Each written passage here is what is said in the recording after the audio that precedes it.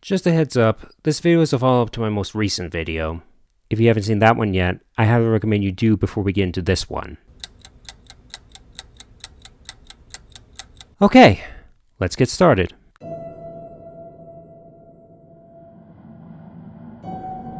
So, after taking several weeks to replay Fallout 3 in New Vegas, it made me reflect on what I said about hating gray morality. Well, it's not really true.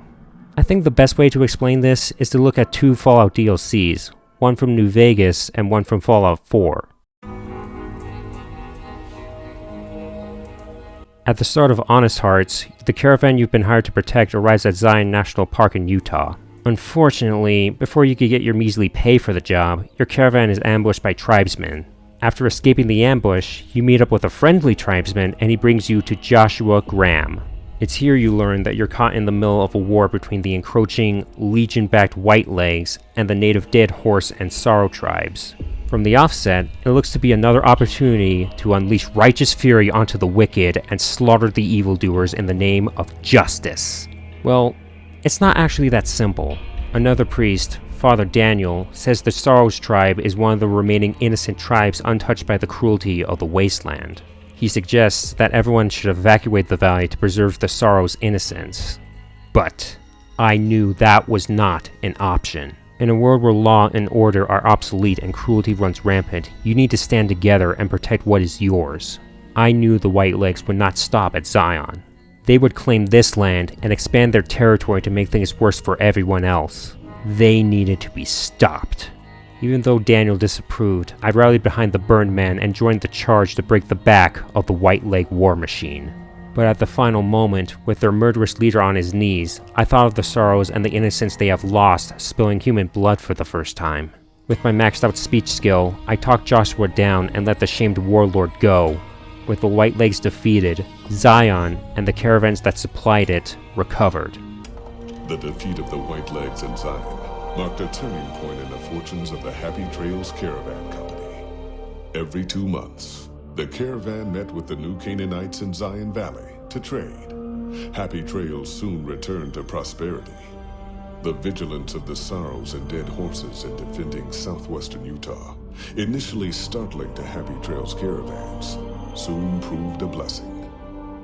The tribes united against the 80s, driving them back from Highway 50, and thus opening yet another trading route for Happy Trails caravans. But even in victory, war is never won without scars. Having helped eradicate the Whitelegs from Zion, the Dead Horses returned to Dead Horse Point in triumph. They remained neutral toward the Sorrows, but as years went on, there were periods of competitive friction, even violence between the tribes. The new Canaanites, Daniel especially, intervened regularly as mediators, but found it difficult to reconcile the tribes' conflicts. But even with the pain, with proper care and communion, there is always hope for recovery, not just in body, but in spirit.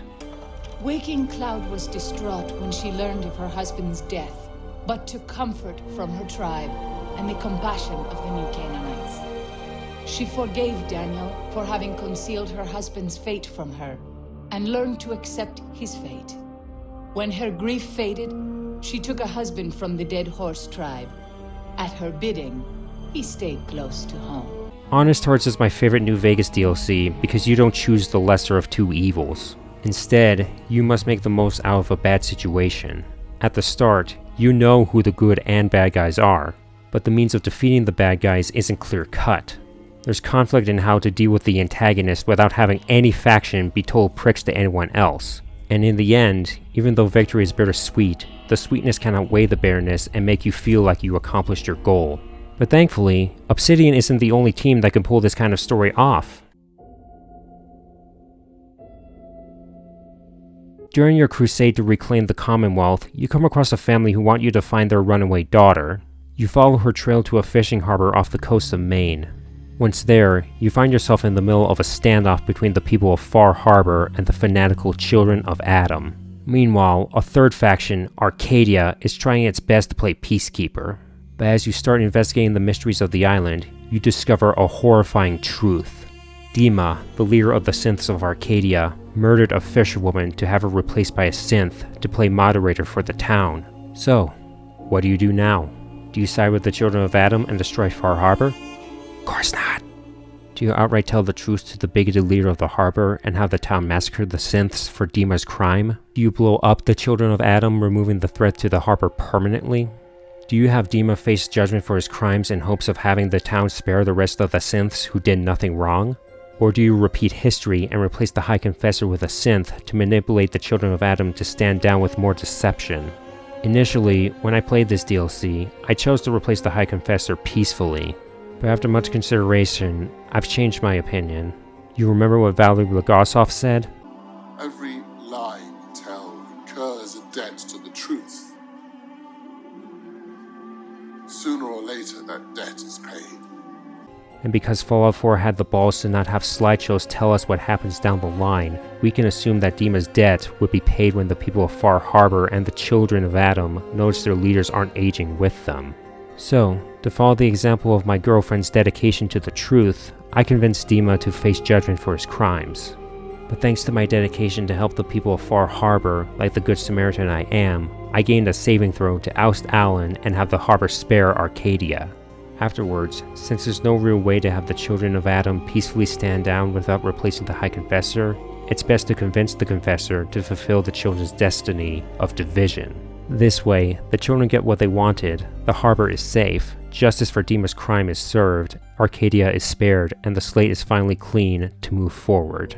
If you want more insight to how this ending is the best option, I implore you to check out your boy's video about Far Harbor. So, now that I've gone through these DLCs, I think it's time to answer the question. Do I hate gray morality and want all my stories to be black and white? Well, considering I praised these two DLCs, I suppose I don't. Yet, why do I like these stories and not the main story of New Vegas? Well, there's several reasons.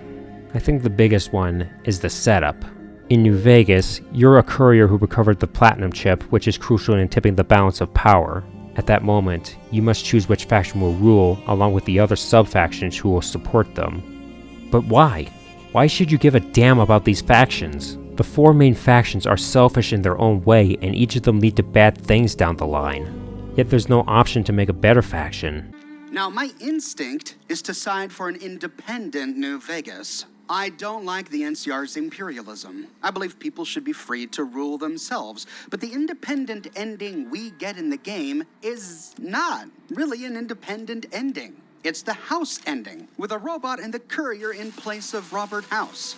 Yes Man and the courier decide themselves what's best for New Vegas. This isn't an independent New Vegas. We're swapping one autocrat for another. Here's what a real independent New Vegas would look like. The people of New Vegas, including the casinos, but also including the residents who live there, gather together to form a variety of councils. These councils make decisions for the betterment of New Vegas, and everyone who has a stake in New Vegas has a vote in the council. That is an independent New Vegas, but that's not what we get with an independent ending.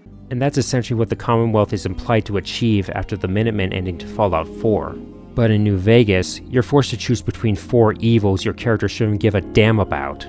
That's the gray morality that I, and many others, don't like.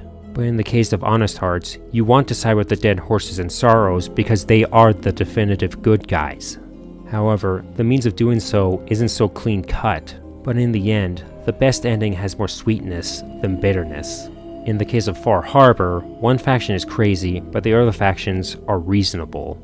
Far Harbor is under assault from the irradiated fog and they're distrustful towards the children and Arcadia. Their goal isn't a land grab, their goal is survival.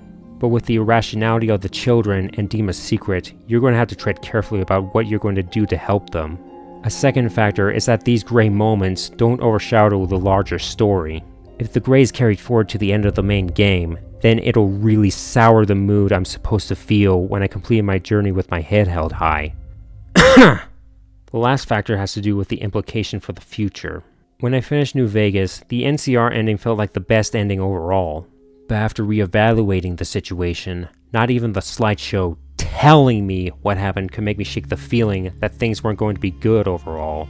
Remember how I made a big deal about the fate of Goodsprings? That's because it wasn't just what happened to the town itself, it's the implication it has. The NCR bled the town dry. That means the NCR never changed. They never learned anything. They'll continue to be the incompetent imperialist nation they've always been until they fall apart. But in the case of Far Harbor, if you help the town and convince Demo to face his crimes, the town will turn on Alan and spare Arcadia. I made a positive change by cleaning the slate and ousting the toxic leader. That feeling makes me more hopeful because there's a sense of positive change in the murky gray waters. And that's what I look for in stories like these. Positive change. Either in clear-cut good triumphing over evil, or navigating the rocky road to have more sweetness than bareness in the end. That's what's missing in New Vegas for me. But Honest Hearts and Far Harbor had them, and that's why I love them. And that one thing is the basis of what I'm eager to talk about in my next video.